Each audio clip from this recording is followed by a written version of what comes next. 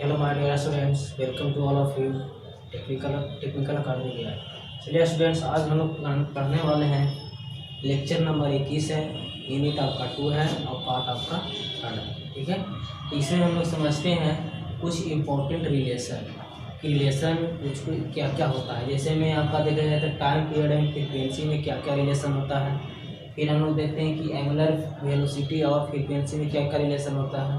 फिर हम लोग देखते हैं कि स्पीड एंड फ्रीक्वेंसी में क्या क्या रिलेशन होता है। और फिर हम लोग देखते हैं स्टूडेंट्स कि आपका वैल्यू ऑफ अल्टरनेटिंग क्वांटिटी, मतलब अल्टरनेटिंग क्वांटिटी के कौन कौन सा वैल्यू होते हैं। अल्टरनेटिंग क्वांटिटी के निम्नलिखित 3 वैल्यू होते हैं। पहला आपका मैक्सिमम या पीक वैल्यू, ठीक है। दूसरा आपका एवरेज वैल्यू जिसको हम लोग मीन वैल्यू भी कहते हैं। तीसरा आपका आरएमएस वैल्यू जिसको हम लोग इफेक्टिव वैल्यू भी कहते हैं। और आरएमएस वैल्यू का फुल फॉर्म होता है रूट मीन स्क्वायर। ठीक है, तो हम लोग समझते हैं बारी बारी से। तो हम लोग पहले आते हैं टाइम एंड फ्रीक्वेंसी के रिलेशन में। ठीक है, कि टाइम एंड फ्रीक्वेंसी के बीच क्या क्या रिलेशन है। तो हम लोग जानते हैं स्टूडेंट्स कि टाइम पीरियड जो होता है आपका फ्रीक्वेंसी के रेसिप्रोकल होता है। कहने का मतलब फ्रीक्वेंसी के उल्टा होता है। ठीक है, जैसे इसलिए यहाँ से टाइम पीरियड बराबर 1/फ्रीक्वेंसी, मतलब फ्रीक्वेंसी के क्या है आपका फ्रीक्वेंसी क्या है, फ्रीक्वेंसी का जो है टाइम पीरियड आपका फ्रीक्वेंसी की क्या है उल्टा, यानी आपका टाइम पीरियड बराबर 1/फ्रीक्वेंसी हम लोग लिख सकते हैं। तो यहाँ से टाइम पीरियड को हम लोग क्या से डिनोट किए थे, टी से। फ्रीक्वेंसी को हम लोग किससे डिनोट किए थे, एफ से। तो टी बराबर क्या आ गया 1/f। ठीक है, चलिए अब हम लोग देखते हैं कि एंगुलर वेलोसिटी एंड फ्रीक्वेंसी के बीच क्या क्या रिलेशन बन सकता है। ठीक है, तो ये आप जो है ना टाइम पीरियड और फ्रीक्वेंसी का जो रिलेशन निकल करता है, इसको आप लोग माइंड में रखिएगा। इससे आपका ऑब्जेक्टिव भी पूछ सकता है और न्यूमेरिकल भी पूछ सकता है। ठीक है, इसी तरीका से भी पूछ सकता है, आपको माइंड में रखिएगा। आगे हम लोग देखते हैं कि एंगुलर वेलोसिटी और फ्रीक्वेंसी। ठीक है, एंगुलर वेलोसिटी और फ्रीक्वेंसी के बीच क्या क्या रिलेशन है। तो देखिए हम लोग जानते हैं कि we know that angular velocity is equal to angular displacement. हम लोग जानते हैं कि एंगुलर जो वेलोसिटी होता है वो एंगुलर डिस्प्लेसमेंट के क्या होता है, बराबर होता है। ठीक है, तो इसीलिए हम लोग देखते हैं कि ओमेगा इसमें टाइम मतलब एंगुलर फिर से देखिएगा, angular velocity and frequency we know that. हम लोग जानते हैं कि एंगुलर वेलोसिटी जो होता है बराबर होता है एंगुलर डिस्प्लेसमेंट टाइम के। ठीक है, बात है समझ में। तो हम लोग ओमेगा बराबर जानते हैं 2π/t। तो यहाँ से हम लोग टी क्या है, यहाँ से तो आपका टाइम पीरियड है यानी आवर्तकाल है। ठीक है, तो ओमेगा बराबर क्या हो गया, यहाँ से 2π और टी को हम लोग क्या लिखे थे, यहाँ से 1/f लिखे थे। तो यहाँ से हम लोग लिख सकते हैं 1/f। ठीक है, तो ओमेगा बराबर क्या हो गया 2πf, यानी एफ यहाँ ऊपर चल जाएगा, आपको 1 नीचे रह जाएगा। तो यहाँ से आपका ओमेगा बराबर कितना हो जाएगा 2πf। तो ये आपका एक रिलेशन निकल के आएगा एंगुलर वेलोसिटी और फ्रीक्वेंसी के बीच। ठीक है, तो ये आपका ओमेगा तो एंगुलर वेलोसिटी हो गया, आपका एफ क्या हो गया फ्रीक्वेंसी हो गया। तो यही दोनों आपका रिलेशन आपका माइंड में रखना है, इसे न्यूमेरिकल मिल जाता है आप लोगों को। ठीक है, चलिए अब हम लोग समझते हैं स्पीड एंड फ्रीक्वेंसी के बीच क्या क्या रिलेशन है। ठीक है, तो लेट हम लोग मानते हैं कि स्पीड ऑफ कॉइल का जो स्पीड है वो आपका एन है। ठीक है, एन आरपीएम कहने का मतलब हुआ रोटेशन पर मिनट। ठीक है, तो यहाँ पे स्पीड हम किस में लिए हैं, स्पीड का कॉइल का जो स्पीड है वो हम एन आरपीएम में लिए हैं। ठीक है, और number of pole in generator या अल्टरनेटर, जो पोल की संख्या है जनरेटर में कितने पोल रहेंगे या तो अल्टरनेटर में कितने पोल रहेंगे, उसकी संख्या हम लोग कितना ले लिए, पी ले लिए। ठीक है, फ्रीक्वेंसी बराबर हम लोग जानते हैं नंबर ऑफ साइकिल पर सेकेंड। बात है समझ में कि 1 सेकेंड में कितना साइकिल पूरा होगा, वो इसी को हम लोग फ्रीक्वेंसी कहते हैं। वही यहाँ से हम लोग लिखें कि फ्रीक्वेंसी बराबर नंबर ऑफ साइकिल पर सेकेंड। ठीक है, तो फ्रीक्वेंसी बराबर हम एक और लिख सकते हैं कि नंबर ऑफ साइकिल बटा रिवोल्यूशन। ठीक है, और इंटू में लिख सकते हैं रिवोल्यूशन बटा सेकेंड। ठीक है, यहाँ से हम एफ फ्रीक्वेंसी को एफ पुट करेंगे और नंबर ऑफ साइकिल बटा रिवोल्यूशन को हम लोग टी लिख सकते हैं और रिवोल्यूशन बटा सेकेंड को हम लोग एन लिख सकते हैं। ठीक है, जहाँ पे चूँकि एन बराबर n/60, कैसे n/60 वो हम लोग देखते हैं। चूँकि 60 सेकेंड में एन रेवोल्यूशन पूरा कर रहा है, हम लोग मान रहे हैं कि 60 सेकेंड में कितना रेवोल्यूशन पूरा कर रहा है, तो एन रेवोल्यूशन पूरा कर रहा है। तो 1 सेकेंड में कितना करेगा, तो n/60। इसी n/60 रेवोल्यूशन को हम लोग n माने हैं, यानी n बराबर n/60 यहाँ पे लिखे हैं।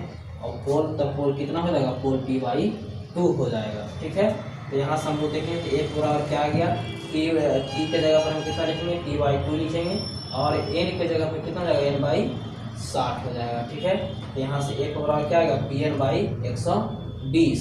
तो यहाँ से n बराबर अगर निकाले यानी स्पीड बराबर निकाले तो 120/T, यहाँ से आपका रिलेशन निकल करके आता है, जहाँ पे आपका n जो है स्पीड है, f जो है फ्रीक्वेंसी है, p जो है आपका पोल है। ठीक है, तो इससे न्यूमेरिकल भी दे सकता है, आप लोग माइंड में रखिएगा। पता है समझ में? चलिए अब हम लोग देखते हैं इसमें कि frequency depend upon speed of coil. Frequency किस पे डिपेंड करता है, तो यहाँ से देखिए फ्रीक्वेंसी आपका डिपेंड करेगा स्पीड ऑफ कॉइल पर। कॉइल का स्पीड जितना ज़्यादा उतना फ्रीक्वेंसी ज़्यादा, कॉइल का फ्रीक्वेंसी जितना ज़्यादा उतना उसका स्पीड भी ज़्यादा। बात है समझ में? एंड नंबर ऑफ पोल, और किस पे डिपेंड करता है, तो नंबर ऑफ पोल। यहाँ से ध्यान से देखिए किस पे, नंबर ऑफ पोल पे। तो देखिए यहाँ से n बराबर 120/p है, तो ये आपका स्पीड है, ये आपका पोल है। तो अगर पोल बढ़ाएंगे तो स्पीड कमेगा, बता रहा है समझ में? अगर स्पीड बढ़ाएंगे तो पोल कमेगा। ठीक है, तो ये आपका इन्वर्सली प्रोपोर्शन है, तो ये आपका जो है स्पीड जो है नंबर ऑफ पोल पर भी डिपेंड करता है। ठीक है, तो ये माइंड में रखिएगा। Here generally number of pole in a generator या अल्टरनेटर इज फिक्स्ड। जनरली रूप से अगर देखा जाए तो जनरेटर या अल्टरनेटर का जो पोल होता है वो आपका फिक्स रहता है। ठीक है, चलिए अब हम लोग समझते हैं कि वैल्यू ऑफ अल्टरनेटिंग क्वांटिटी। कितने हम लोग वैल्यू देखे थे अल्टरनेटिंग क्वांटिटी के, 3 वैल्यू। पहला मैक्सिमम वैल्यू या पीक वैल्यू भी इसको हम लोग बोलते हैं। दूसरा आपका एवरेज वैल्यू, इसी को हम लोग मीन वैल्यू ही बोलते हैं। और तीसरा आपका आरएमएस वैल्यू, इसको हम लोग इफेक्टिव वैल्यू भी बोलते हैं। आरएमएस का फुल फॉर्म क्या बताएं, रूट मीन स्क्वायर वैल्यू। ठीक है, हम लोग पहला समझते हैं पीक वैल्यू या मैक्सिमम वैल्यू क्या कहता है। ठीक है, तो द मैक्सिमम एम्पलीट्यूड ऑफ, यहाँ लिखा हुआ है, the maximum amplitude of the wave form of alternating quantity is called peak value या मैक्सिमम वैल्यू। कहने का मतलब हुआ, ध्यान से समझिएगा, अल्टरनेटिंग क्वांटिटी, आपका ये अल्टरनेटिंग क्वांटिटी है, आपका ये किसका वेव फॉर्म है, अल्टरनेटिंग क्वांटिटी यानी वोल्टेज या करंट का। बता रहा है इसमें। अब क्या कर रहा है कि मैक्सिमम एम्पलीट्यूड होना चाहिए था। एम्पलीट्यूड हम लोग किसको कह रहे थे, एम्पलीट्यूड का हम लोग डिफिनेशन भी देखे थे कि एम्पलीट्यूड जो मैक्सिमम दिखाता है। ठीक है, तो यही आपका एम्पलीट्यूड जो मैक्सिमम एम्पलीट्यूड है, यही आपका क्या कहलाएगा, अल्टरनेटिंग क्वांटिटी का मैक्सिमम वैल्यू या पीक वैल्यू आपका एक कहलाता है। ठीक है, तो यहीं से यहाँ से जो आपका ऊंचा जो सबसे जो हाईएस्ट है यही आपका पीक वैल्यू या मैक्सिमम वैल्यू कहलाता है। ठीक है, चलिए अब हम लोग समझते हैं कि एवरेज या मीन वैल्यू क्या होता है। ठीक है, तो the average value of A wavelength is the average of all it's value over A time. Average value या मीन वैल्यू अगर देखा जाए तो इसका जो वेवलेंथ होता है, ठीक है, वो वेवलेंथ के आधार पर एवरेज मतलब देखा जाता है टाइम के रिस्पेक्ट में कि उसका वेवलेंथ कितना है और उसका टाइम पीरियड कितना है, उसके आधार पर देखा जाता है एवरेज वैल्यू या मीन वैल्यू। ठीक है, दैट इज एवरेज वैल्यू बराबर हम लोग देख सकते हैं टोटल एरिया ऑफ का इन टी टाइम पीरियड। मतलब जैसे यहाँ से देखें इसका, तो यहाँ से यहाँ तक कि आपका कितना रहेगा, टी टाइम पीरियड रहेगा कि नहीं। तो यही टी टाइम पीरियड में जो जितना टोटल कर लिया जा रहा है वो हो गया, और बटा में क्या रहता है, टी रहता है, पूरा का मतलब बटा। ठीक है, तो इतना में जितना आपका कवर किया जा रहा है उसका आपका क्या रहेगा, एरिया रहेगा। जैसे इसका एरिया निकाल लेंगे और इसका एरिया निकालेंगे। ठीक है, ये दोनों का एरिया पूरा देख लेंगे और उसका टोटल टी में टाइम पीरियड में और उसका बटा में क्या कर देंगे, टी कर देंगे, तो एक का एवरेज वैल्यू आपका निकल जाएगा। ठीक है, अब हम लोग यहाँ पे कंडीशन आता है, क्या क्या कंडीशन आता है, 2 कंडीशन आता है, ध्यान से देखिएगा। कहा above the X axis area is takes as positive and below the X axis area is takes as negative. देखिए ये आपका एक्स एक्सिस है, ये आपका वाई एक्सिस है। तो एक्स एक्सिस के ऊपर वाला अगर एरिया निकालेंगे तब आपका पॉजिटिव होगा, एक्स एक्सिस से अगर नीचे वाला एरिया निकालेंगे तब आपका निगेटिव होगा। वही आपका यहाँ पे लिखा हुआ। ठीक है, आगे कह रहा है कंडीशन नंबर फर्स्ट में कि when the graph is symmetrical, जब ग्राफ कैसा हो, सिमेट्रिकल हो, मतलब इसी तरीका का आपका नीचे भी बन रहा हो, जैसा ऊपर बना जैसा नीचे। कहने का मतलब इसको ऊपर भी जाएंगे तो इससे चिपका। सिमेट्रिकल का मतलब क्या होता है कि जैसे मान लीजिए कि ये हाथ है, ये हाथ है, ठीक है, तो ये दोनों मतलब सिमेट्रिकल मतलब बराबर हो जाए। ठीक है, ना इधर बढ़ोगे मतलब इधर बढ़ोगे ना इधर बढ़ोगे, मतलब बराबर हो जाए, उसी को हम लोग सिमेट्रिकल बोलते हैं। तो यहाँ से देखिए इसका अगर सिमेट्रिकल देखें, इसका सिमेट्रिकल, ये सिमेट्रिकल है, कैसे है इसको देखिए, इसको अगर इसको ऊपर अगर प्लॉट किए जाएंगे तो आपका क्या बनेगा, ये दोनों पे बराबर हो जाएगा। ठीक है, तो देखिए यहाँ से कह रहा है कि when the graph is symmetrical then average value in a complete one cycle is equal to 0। जब ग्राफ आपका सिमेट्रिकल रहता है, ठीक है, तो उसका एवरेज वैल्यू कंप्लीटली कितना निकल के आता है, 0 निकल के आता है। ठीक है, बात है समझ में।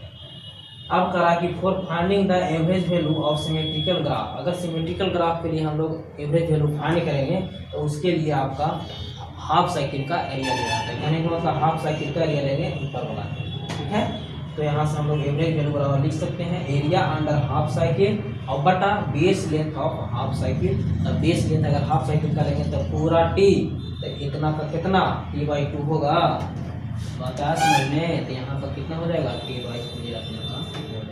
तो यही आपका बटा में टाइम पीरियड दिया जाएगा, बेस लेंथ जितना हाफ साइकिल का है, और आपका हाफ साइकिल का एरिया अंडर जितना आपका एरिया कर्व कर रहा है हाफ साइकिल में वो आपका लिया जाएगा।